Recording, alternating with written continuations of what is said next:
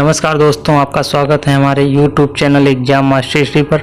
मैं सचिन राठौर आपके लिए लेकर आया हूं मनोविज्ञान साइकोलॉजी की क्लास, जिसका टाइम रोजाना शाम 4 बजे से रहता है। इसमें आपके लिए TET, C TET, super TET, REET के लिए मनोविज्ञान पढ़ाई जाएगी। तो चलिए, अगर आपको हमारा ये वीडियो अच्छा लगता है तो वीडियो को लाइक शेयर अवश्य करें, और यदि चैनल पर नए हैं तो चैनल को सब्सक्राइब कर लें और बेल आइकन को दबा दें, जिससे कि हमारा नया वीडियो आप तक पहुंच जाए। तो चलिए शुरू करते हैं आज का क्लास। आज हम बात करेंगे थॉर्नडाइक के सिद्धांत की। बाल मनोविज्ञान में थॉर्नडाइक का सिद्धांत बहुत ही इम्पोर्टेंट है। आप इसके नोट्स बनाना शुरू कीजिए, हम आपको फुल डिटेल में बताते हैं। तो चलिए कॉपी कलम उठा लीजिए। तो चलिए दोस्तों, हम आज बात करेंगे थॉर्नडाइक के सिद्धांत की।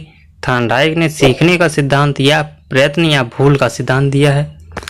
इसके बारे में पहले हम बात करेंगे थोड़ा। इसे प्रयास या त्रुटि का सिद्धांत भी कहते हैं।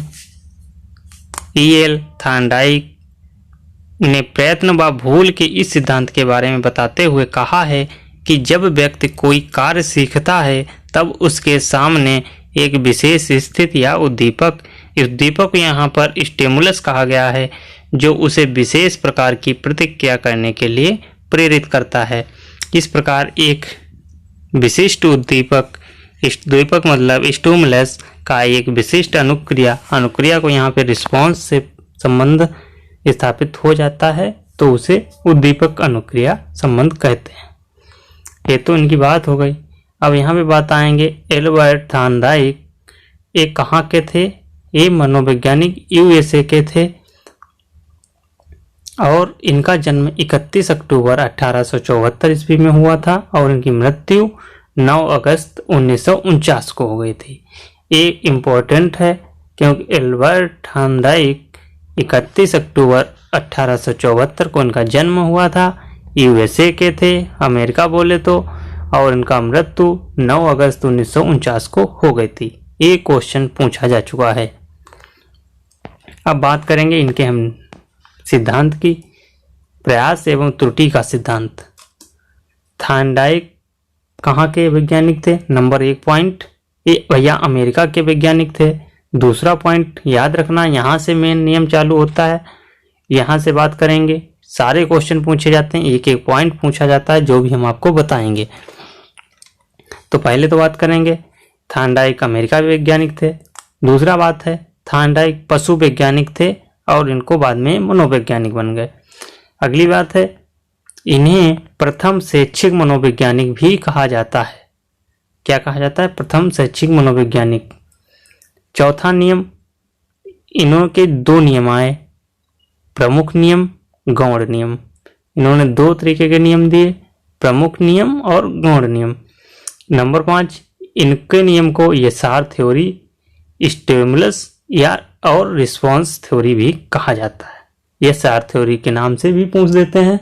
ठीक है, तो बात चलते हैं थॉर्नडाइक के इन्होंने क्या सिद्धांत दिए हैं। इन्होंने पहला सिद्धांत संबंधवाद का सिद्धांत, दूसरा बोलते हैं प्रयत्न भूल का सिद्धांत, तीसरा है प्रयास व त्रुटि का सिद्धांत, चौथा है उद्दीपक अनुक्रिया का सिद्धांत।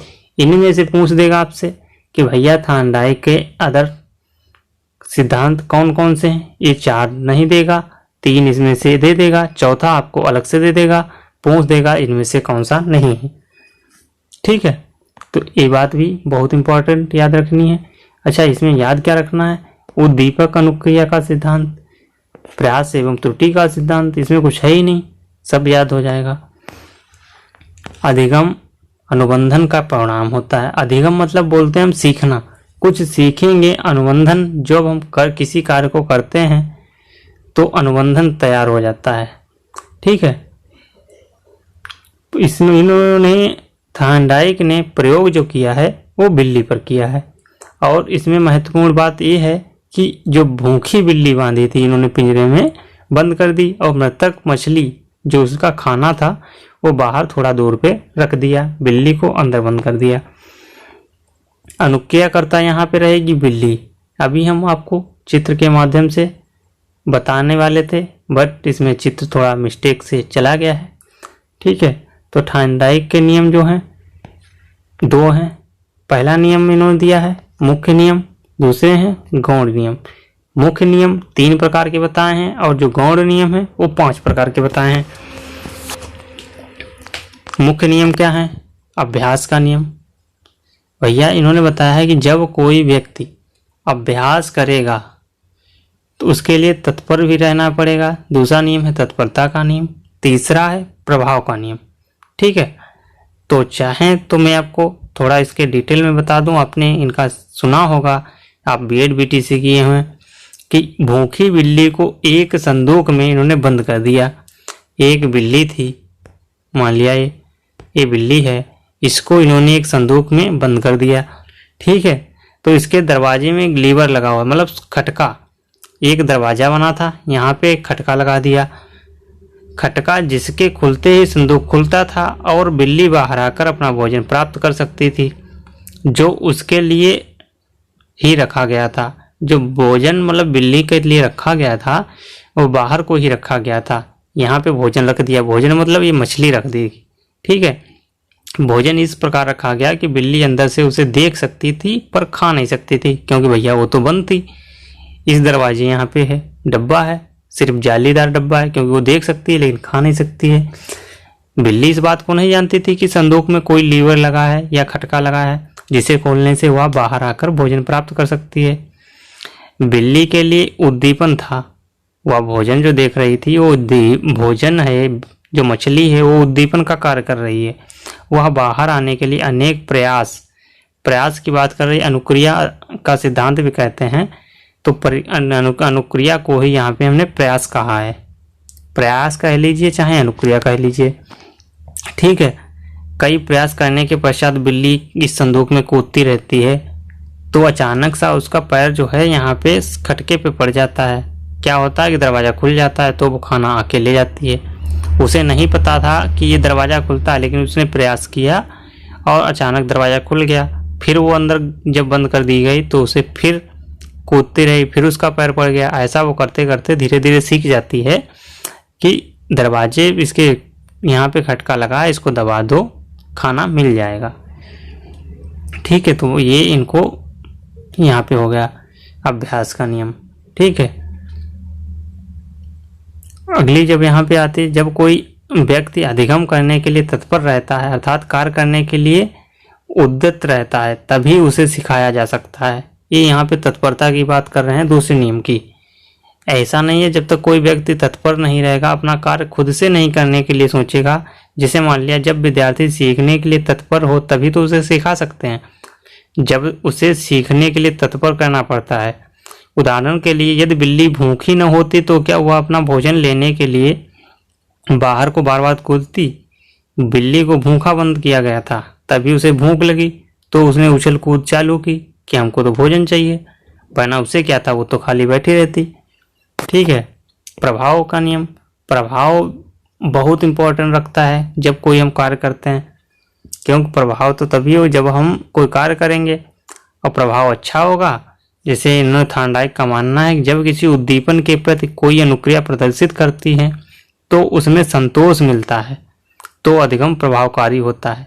इसे अनुक्रिया को पुनः पुनः करने का प्रयत्न किया जाता है, किंतु यदि कोई अनुक्रिया दुखद होती है तो उसे छोड़ दिया जाता है। यही अनुक्रिया का या अधिगम का प्रभाव का नियम कहते हैं।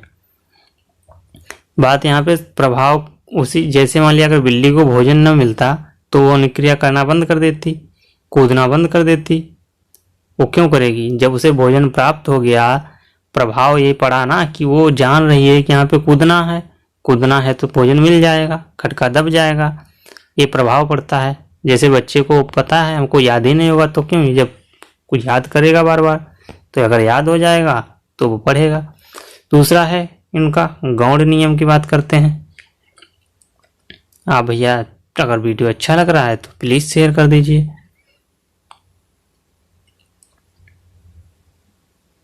इन्होंने गौण नियम में बहुप्रतिक्रिया के नियम दिए हैं। ठीक है, तो बहुप्रतिक्रिया का नियम, इस नियम के आधार पर अधिगमकर्ता सही अनुक्रिया प्राप्त करने के लिए पूर्व अनेक अनुक्रियाएं करता है और सफलता प्राप्त होने पर उस अनुक्रिया को दोहराता है। वही अधिगम है। इस प्रकार को प्रयास त्रुटि का सिद्धांत भी कहते हैं।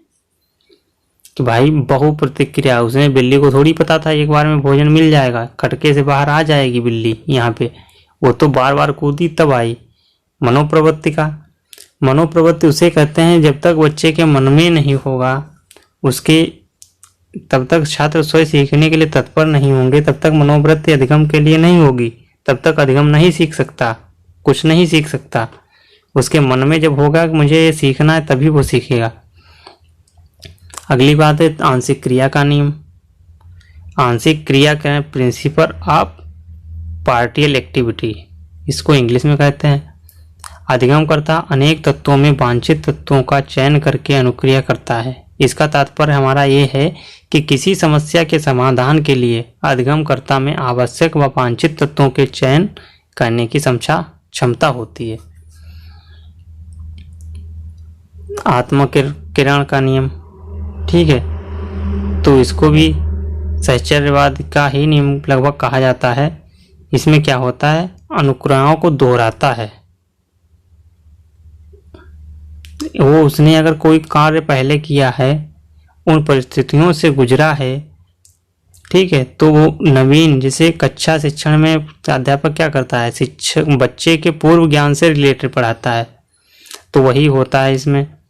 अगर कोई समस्या है तो समाधान के लिए पूर्व में समान परिस्थिति, अगर कोई समस्या आ गई तो बच्चा कैसे उस समस्या से निकलेगा। अगर उस समस्या से पहले उससे रिलेटेड मिलती जुलती समस्या से गुजरा है तो वो पहले जिस समस्या से गुजरा था उसी से रिलेटेड समस्या से गुजरने की कोशिश करता है, तो इसे आत्मकरण का सिद्धांत कहते हैं। पांचवा है सहचर्य क्रिया या सहचर्य क्रिया का नियम। अनुक्रिया को उसी के समान दूसरी परिस्थिति में किया जाता है। जब बच्चे को पता है कि एक कार्य से समस्या दूर हो जाएगी तो बच्चा इसमें भी सहचर्य मतलब उसी तरह इसमें भी क्रिया करेगा और वो समस्या को दूर कर सकता है, ठीक है। प्रयास व त्रुटि का शिक्षा में महत्व।